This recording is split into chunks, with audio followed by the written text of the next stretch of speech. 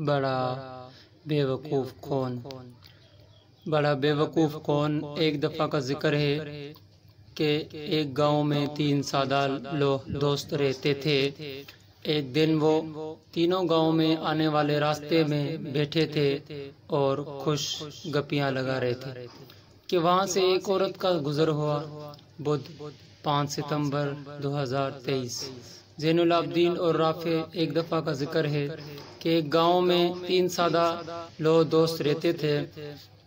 ایک دن وہ تینوں گاؤں میں آنے والے راستے میں بیٹھے تھے اور خوش گپیاں لگا رہے تھے کہ وہاں سے ایک عورت کا گزر ہوا اور اس نے وہاں سے گزرتے ہوئے ان کو سلام کر دیا اور اپنی منزل کی طرف چل پڑی۔ ان تینوں میں یہ بحث تکرار شروع ہو گئی کہ اس عورت نے مجھے سلام کیا ہے۔ تکرار کرتے کرتے ان میں ہاتھا پائی شروع ہو گئی۔ اسی دوران گاؤں کے کچھ لوگ بھی اکٹھے ہو گئے اور ان سے لڑائی کا سبب پوچھا تو انہوں نے کہا کہ ایک عورت یہاں سے گزر گئی ہے اور اس نے سلام کیا تھا، تو اب ہم تینوں کا یہ کہنا ہے کہ اس عورت نے مجھے سلام کیا، لیکن ہمارے درمیان اب یہ فیصلہ نہیں ہو رہا کہ اس عورت نے کس کو سلام کیا ہے۔ جاری ہے۔ وہاں موجود ایک سمجھدار آدمی نے کہا کہ اس کا تو ایک ہی حل ہے کہ تم اسی عورت سے جا کر پوچھو کہ اس نے کس کو سلام کیا ہے۔ یہ سن کر ان تینوں کے ساتھ گاؤں کے چند لوگ بھی اس جانب بھاگ پڑے جس طرف وہ عورت گئی تھی اور کافی دور جا کر اس عورت کو دیکھا اور چلانے لگے کہ رکو، ہم نے بہت ضروری بات کرنی ہے تم سے۔ یہ سن کر وہ خاتون رک گئی اور ان کے آنے پر بڑی حیرانگی سے پوچھا کہ ایسی کون سی بات ہے جو تم پوچھنا چاہتے ہو؟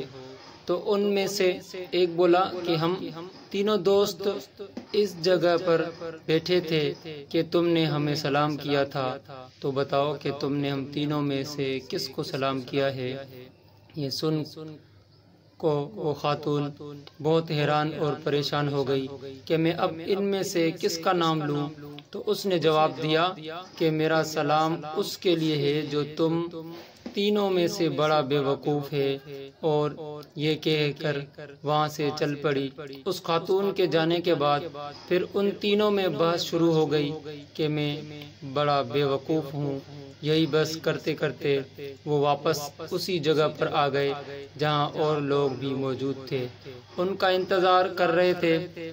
وہاں پہنچنے پر جب ان دوسرے لوگوں کو پتہ چلا تو ان میں موجود کچھ سمجھدار لوگوں نے فیصلہ کیا کہ تم تینوں اپنی اپنی بیوقوفی کا قصہ سناؤ، تو پھر فیصلہ ہوگا کہ تم میں سے کون بڑا بیوقوف ہے۔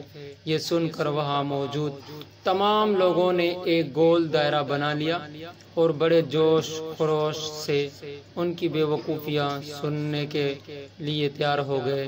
اب ان تینوں نے اپنی اپنی کہانی شروع کر دی۔ سب سے پہلے جو تھا، ہم اس کا نام الف رکھ لیتے ہیں، وہ کچھ یوں گویا ہوا۔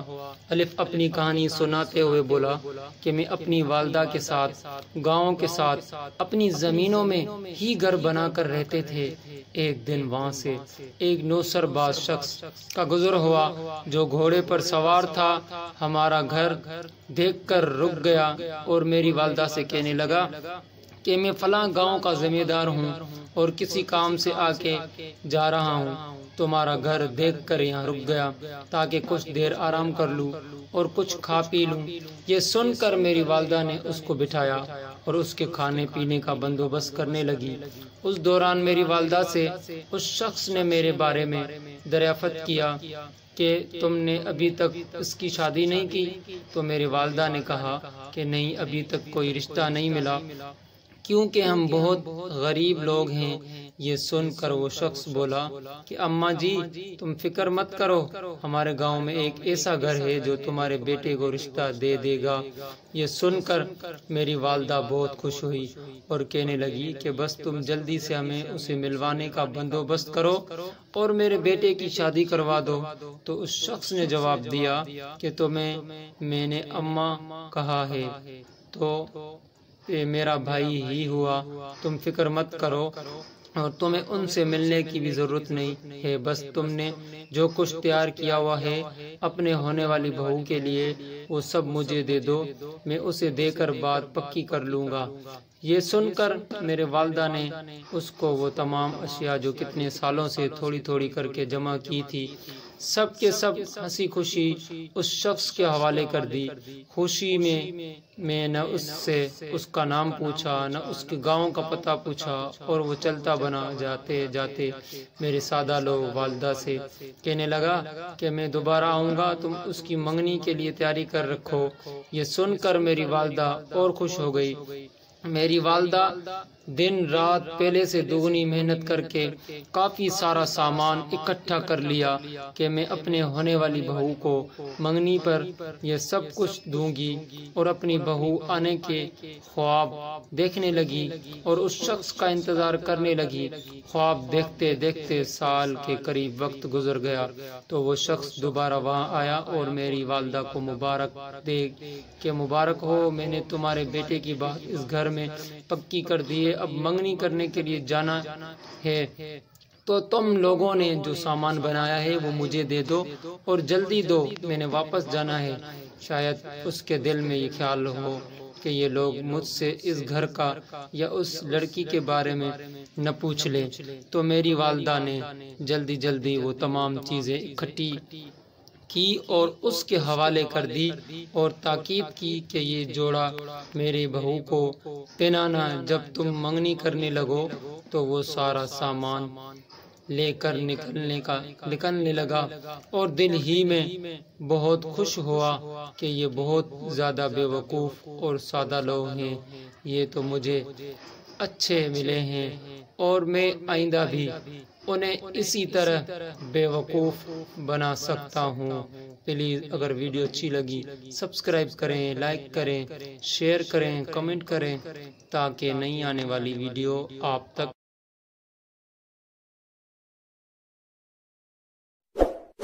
اس ویڈیو کو لائک کریں، ہمارے چینل کو سبسکرائب کر بیل آئیکن ضرور پریس کریں